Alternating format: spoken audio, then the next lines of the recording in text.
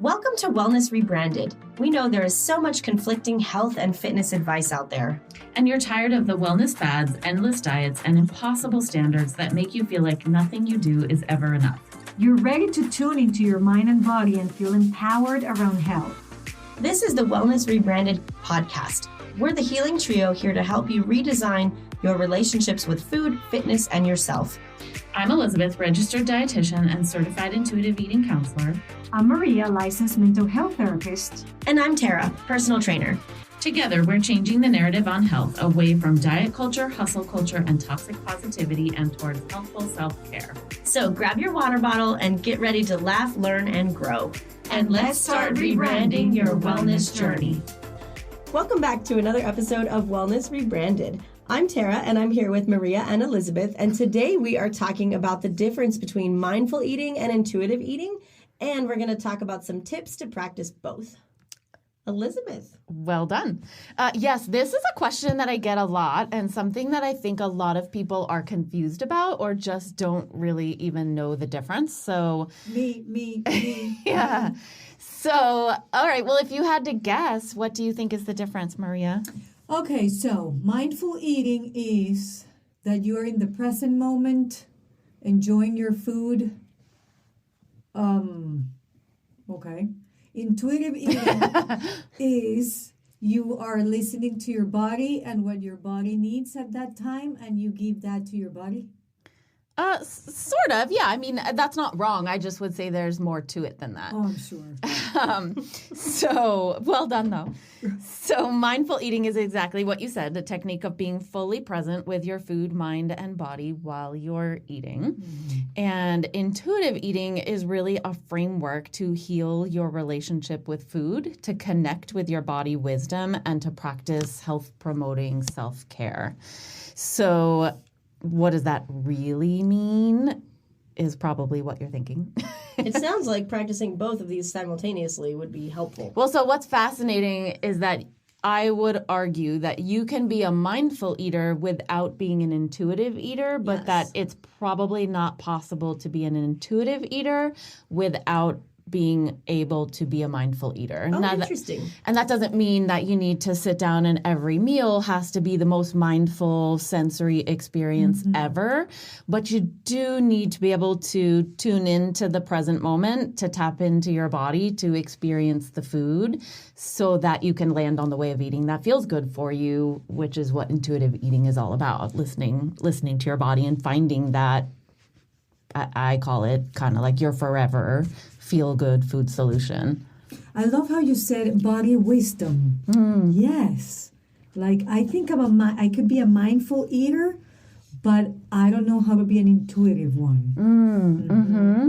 So that makes sense. Yeah. So some benefits of mindful eating. I thought I would share a few benefits of both. There's lots and lots of research on mindful eating, but some of the benefits we see are reduced episodes of binge eating, reductions in emotional eating, struggling with fewer cravings. We do see or can see improvements in body dissatisfaction, increased hunger awareness, and possibly also better food choices for people who eat mindfully. Well, that's great. So mindful eating can help quiet negative mental chatter around your food choices, which is, of course, helpful also if you're trying to heal your relationship with food and your body. And it can help you feel more gratitude about the food on your plate. And also other research has shown it can aid in digestion, which I think we were also talking about. Mindful eating. Yes, okay. I actually really enjoy mindful eating because I like to notice, like, how hot is my food? What's the texture feel like? Is this like sweet? Is it savory? Can I detect some of the other like elements in it? Yeah. You know, I don't drink alcohol, but I feel like the way that I think of some foods is like the way people smell wine and be like, I smell oak in here. You know, and it's like, what? Yeah. So I kind of try to do that with my food when I'm feeling mindful. Yeah, I love that because that tuning into the sensory aspects of your meal is one element of eating mindfully. I was just getting ready to ask you, what are some of the ways that you practice eating mindfully? And certainly that would be one of them. Yeah. When I first started this too, I also made a point to eat slowly so that I could be more mindful. Yeah, great tip. I often share that with people. It can help you eat more mindfully to slow down, right? If we're rushing through it or doing 7 other things while we're eating. I will say that I think the way that I did it, somebody recommended an app to me that had like ding, like every minute or something is like when you take your next bite. Oh. And I think it was kind of interesting to show me like, wow, you eat really fast. But I feel like that could so easily like cross the line into like disordered eating.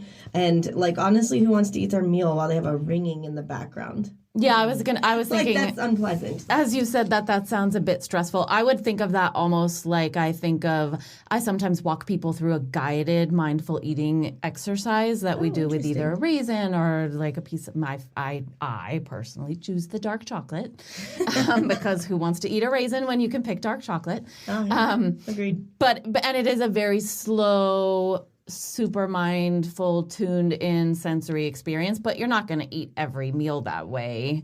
I always say mindful eating is a tool, not a rule. Yes.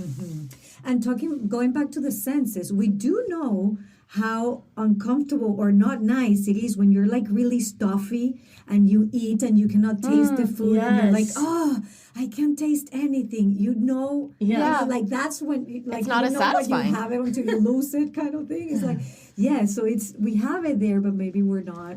I had a client a while back that gave me a recipe for like some sort of like braised beef short rib with vegetables and all this stuff that I don't typically make. And I decided to make it, and Marcus got COVID.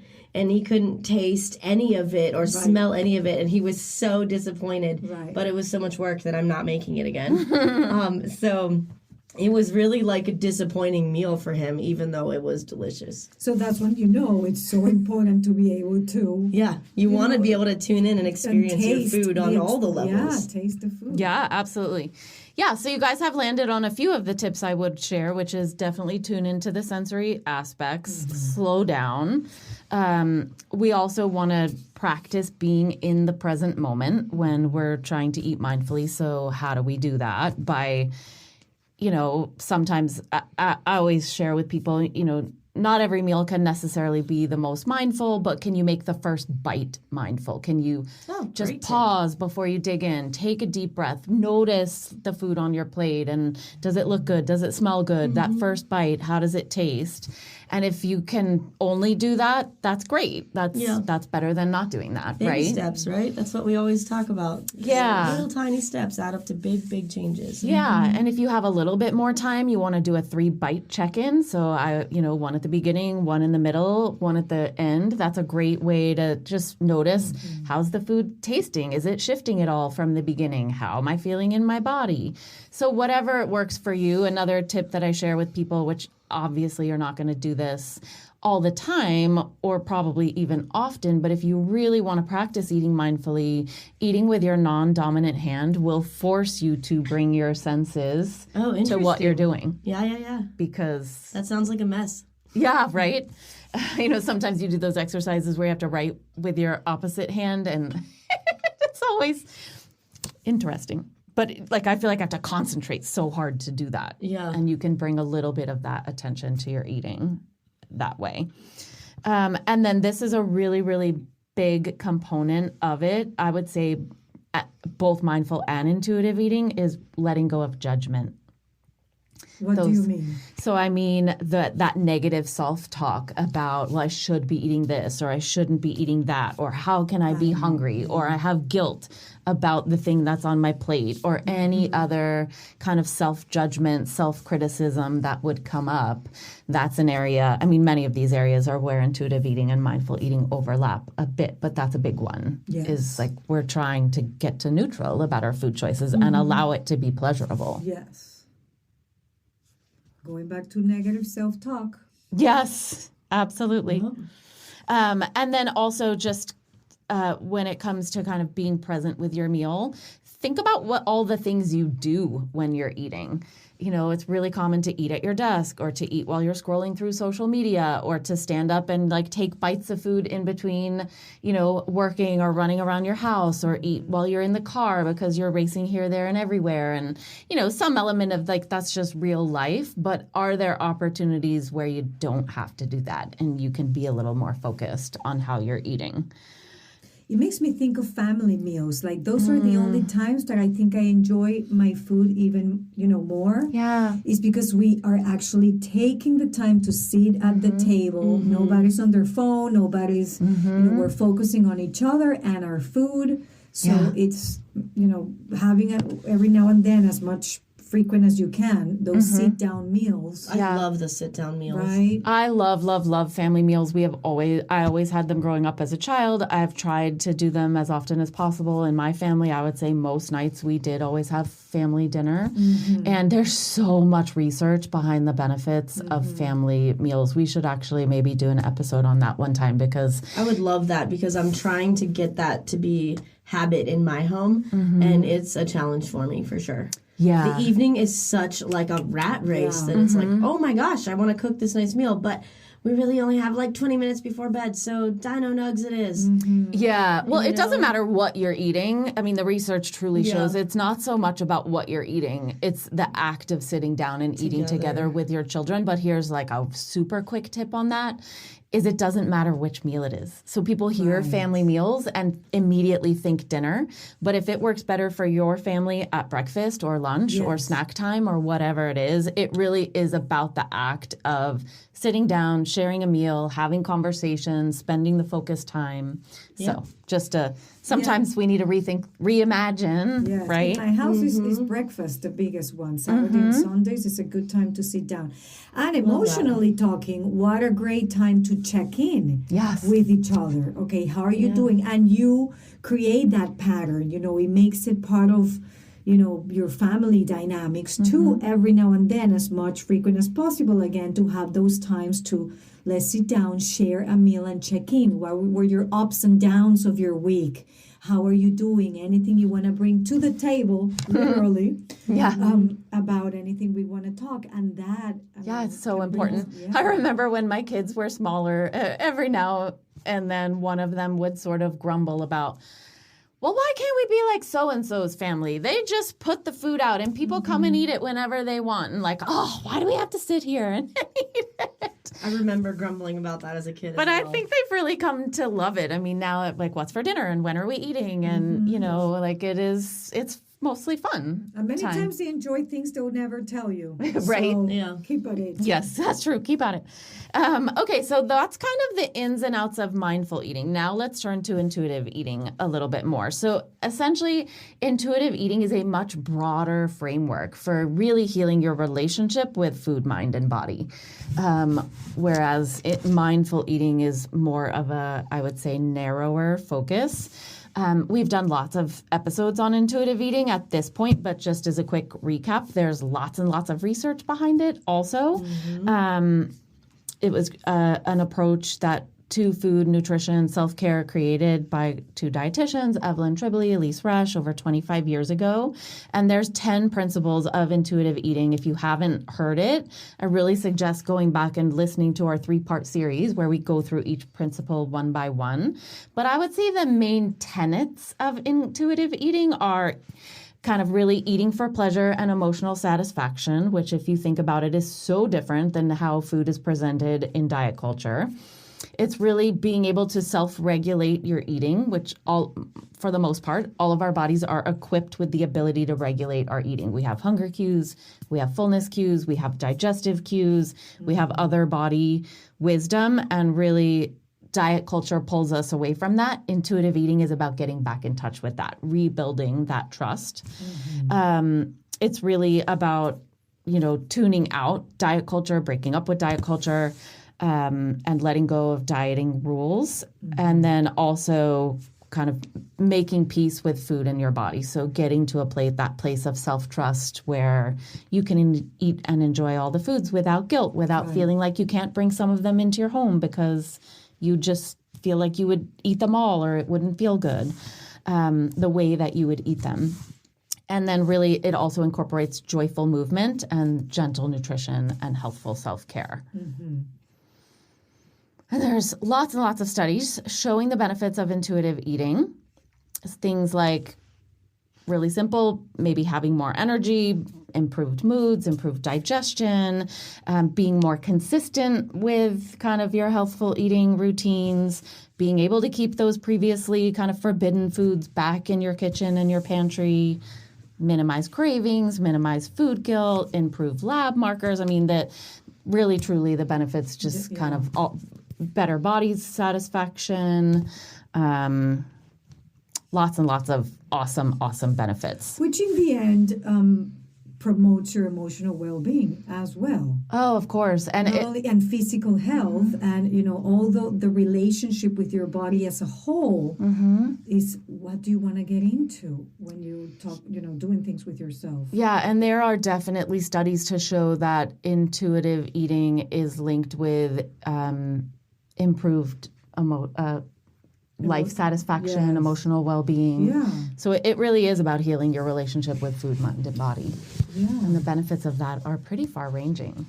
Yes. Sounds exciting. Yeah. So what are some ways that you can begin eating intuitively? We've talked about that lots of times at this point, but why not share a few more right here?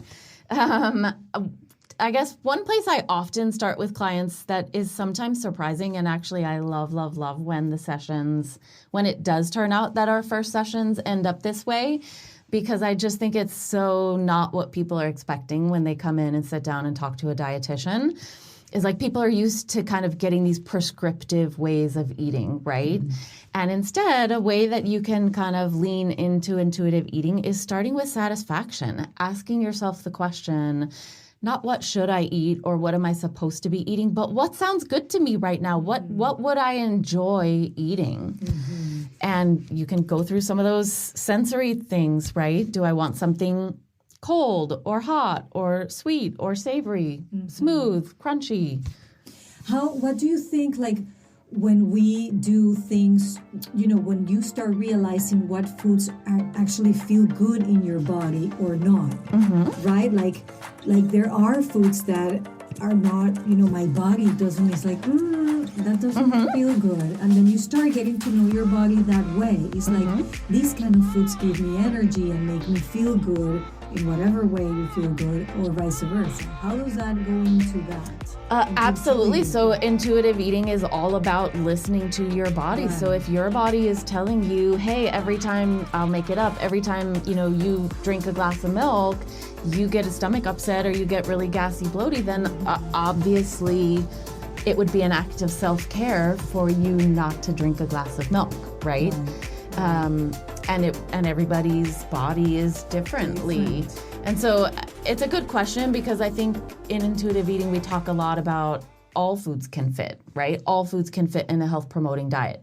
But we're not talking about when we say that, we're not talking about the ones that, you need to avoid for medical reasons or that don't feel good in your body. Right. It's about finding the way of eating that feels good for you and being completely comfortable and confident that that's going to be different than how I eat or what feels good for me or how Tara eats or how any other person eats. That's why following those cookie cutter guidelines of this is what you need to eat, it can apply to everyone. Like your exercise cannot apply. You don't have a routine that it fits all, because everybody's body is different and your needs at that moment are different. So many variables that you have to take into account.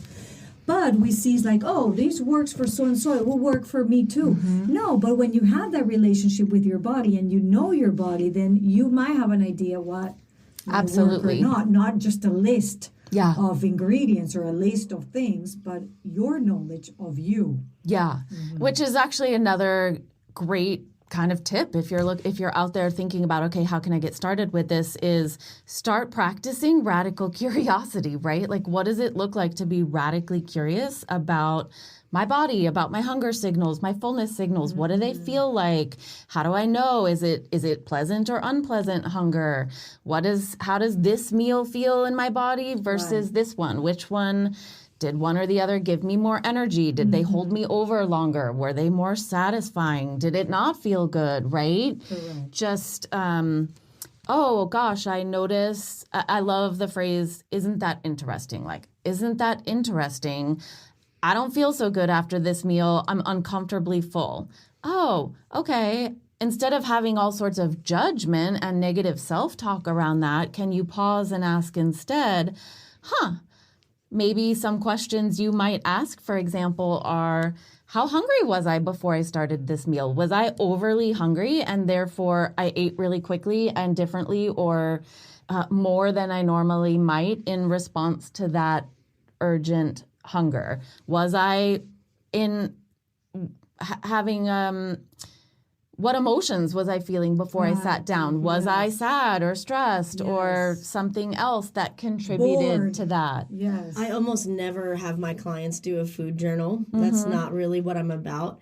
But every now and then a client will like warrant doing it. And those are like the most important parts of it for me. Like, I don't really care what you ate. I more care like why you ate that and how you were feeling and how did you feel after and, you know, what were your emotions around it and how hungry were you? Because that's really like the most telling part of it for me. Same, which, you know, I don't do it with every client at all. You know, a lot of intuitive eating is trying to get out of writing and tracking and but sometimes it is appropriate, and I call it food and mood journaling. And same thing, I always tell, I don't really care what's on the paper, what you ate, unless we're trying to look for a pattern of digestive upset or something like that. But I'm more interested in all those other things. Same. And here's a takeaway from today's episode among many. Radical curiosity, not only about the foods and how they feel in your body and what makes you choose that food, but radical curiosity, how the exercise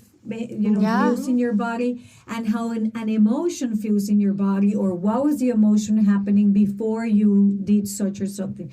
It's like gathering intel about yourself. Yeah, it's all kind of data, right? It's a lot of data that your body is sending you. And also it's not just your body, maybe it's your eating environment, right? Maybe, I don't know, I'm making it up a little bit, but like I'm a person who kind of like likes order and everything in its place. If I were to sit down at a table personally that was like strewn with all of my family stuff from the day, like that would probably be a little anxiety provoking for me. Me too. So that could help me enjoy my meal more, is to sort of clear it up a little bit before. So it's just, you can be curious about anything. It's just learning yourself. I'm really good at gathering data about other people. Yeah. About myself. Yeah. We're really good at like, Tara does this and that and that and that, you know, even with our kids, but not about ourselves. So let's shift that focus for a while. Yeah, so that's just like a simple action step even. I'm always like, okay, set the goal. So the goal is I'm going to practice radical curiosity. Now, how would you turn that into an action step? Maybe it's at lunch this week, I'm going to practice noticing my hunger and fullness cues. Or at lunch this week, I'm going to set an action step to check in with my emotions before I begin eating. Or at breakfast, I'm going to practice checking in on my fullness cues when the meal's over. So you can break it down into sort of, I think it could be a little overwhelming to just say, well, get curious. And there you go, you're practicing intuitive eating. You are, but how do you do it? That's a kind of a good example. Isn't that interesting? Mic drop moment. I'm so glad. Listening. Thank you. I'm so glad, Maria, that you were listening. I feel like that's a great place to leave it for today. And by the way, if you enjoyed this conversation and want to know more about intuitive eating, I would really encourage you. I'll drop a link in the show notes. Sign up for my email list. I send out kind of articles on these types of conversations all the time. Nutrition tips, intuitive eating tips, body image healing tips. I invite you to join my email list and continue to learn along with me in another way. All right. Well, thank you, Elizabeth.